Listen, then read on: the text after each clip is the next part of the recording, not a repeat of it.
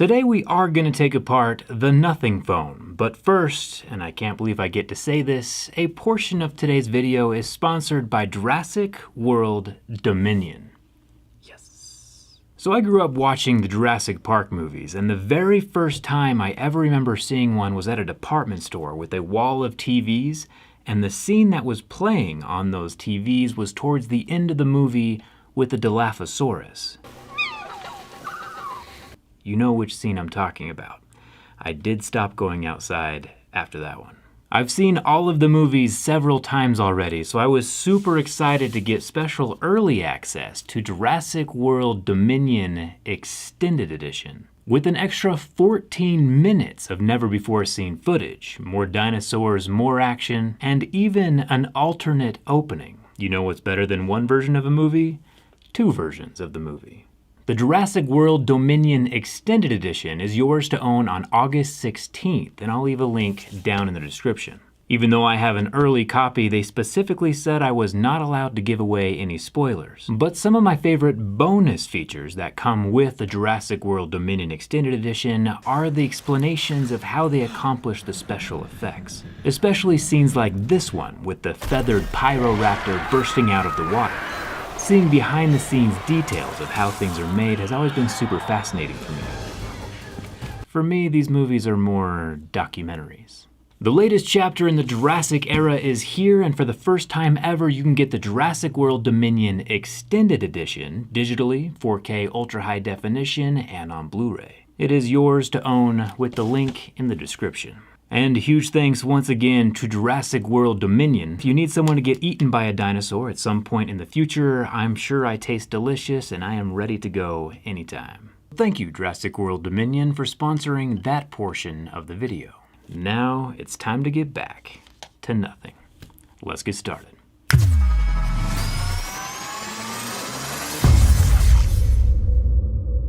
I have a few questions as we analyze Nothing from the inside. I'm curious if the aesthetically layered internals are all connected under the glass, or if it's many different pieces all puzzled together. My LED exclamation point is still not illuminating to show my state of charge, but honestly, if that's the only thing not working after the disassembly, I'll consider us lucky. Like usual, first things first, we'll turn off the phone and pull out our heat gun. Heat helps soften the adhesive between the glass and the foam body. Things are made slightly more complicated by the recessed design, where the glass is sitting flush inside of the metal rails. It just makes cutting the adhesive a bit more difficult.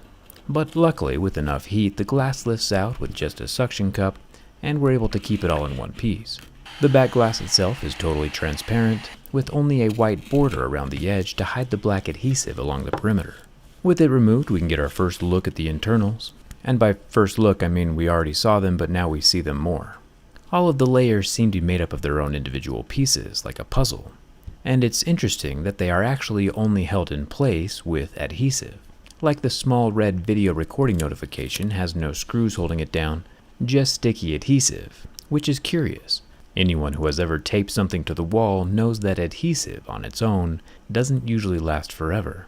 The silver screws under the glass are fully functional, all shiny and stuff. These are probably the 10 most aesthetically pleasing screws that we've ever seen in a smartphone. The screws, of course, hold down the larger plastic segments, but the smaller pieces are each still all held in place with adhesive, including the diffusing layer over the LED strands, which is surprising. These tiny little LEDs themselves have a bit more yellowish, warmer tint to them. But if we turn the foam back on and light up the back panel, we can see that the diodes that have the diffusing sticker layer removed have more of a bluish color hue, which looks great when the LEDs are lit, but when the LEDs are off, the yellowness of the strand definitely distracts from the pristine white design. We can see why the diffusing layer is needed. Nothing says there are about 900 little LEDs doing the illumination back here, and I'm probably going to regret this, but if this video gets 50,000 likes, I'll count each and every one of them, so we can get the exact number. For science. Underneath another piece of plastic held on with just adhesive is the top loudspeaker. The speaker does have a screw holding it in place though, so that's not falling off. It'll be interesting to see in a few years if anyone has just pieces of plastic rattling around under their glass back, because I don't personally trust adhesive all that much for long periods of time. It does look super cool at first glance though. The earpiece does have waterproof mesh over the opening. The exclamation point LED comes off next, also held in place with only adhesive. It has a ribbon cable leading us under to a little metal bracket. With the rubber stopper removed, the bracket slides over, allowing us to pop off the ribbon just like a little Lego. There are quite a few more invisible screws hidden under flaps now that we're getting deeper, the first of which is at the corner of the bottom loudspeaker plastics. There are 3 more screws hidden underneath the wireless charging flap, and 2 additional screws hidden under the LEDs near the camera lenses. And it was right about here that I realized that we were doing all of this surgery while the patient is still awake. I would make a terrible doctor. The wireless charging pad and back panel come off in mostly one giant layered piece. At first glance, it does seem like the white visible portion of the back panel is the actual 15-watt wireless charger. But upon further investigation, it turns out that the white portion is just a thin plastic veneer. The actual component doing all the heavy lifting is the black covered copper charger underneath the plastic. The white stuff on top just makes it look cool. Next off, removing the bottom plastics, we find the lower loudspeaker, kind of smaller than we normally see. This guy does have a black sticker on top, which should be hiding all the internal foam balls. And indeed, these little guys give the sound waves more surface area to reverberate off of. The balls make the speaker sound bigger than it actually is. The battery inside the Nothing phone looks to be held in with just a pull tab. Lifting up the tabs and pulling brings back memories of what the phone was sounding like during the bin test.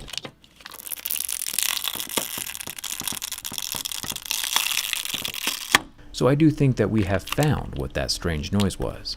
It was the battery adhesive flexing slightly when the phone was bending. Mystery solved. And also thumbs up to Nothing for making their batteries removable. I do hope Samsung is watching. This guy is a 4500 mAh capacity. Lithium batteries are recyclable, which is why it's important that they are easy to remove. For some reason, both ribbons underneath the battery say Pokemon, but I guess if you want to be the very best, like no one ever was, you gotta look in some very unexpected places to catch them all. I'll pop up some signal wire connections off the daughter board, which then allows it to come free, exposing the remaining components inside the lower half of the phone. We do have some waterproofing mesh over the loudspeaker vent, a red rubber ring around the charger, and some water mesh over the microphone hole, which is nice to see. Even though the phone is only rated for an IP53, which is just a light sprinkling, it does seem to have the water protections in place for far more than that. There is a vapor chamber underneath the battery compartment, once again extending up underneath the motherboard. To get that motherboard out, there is one additional screw and a few wire cables.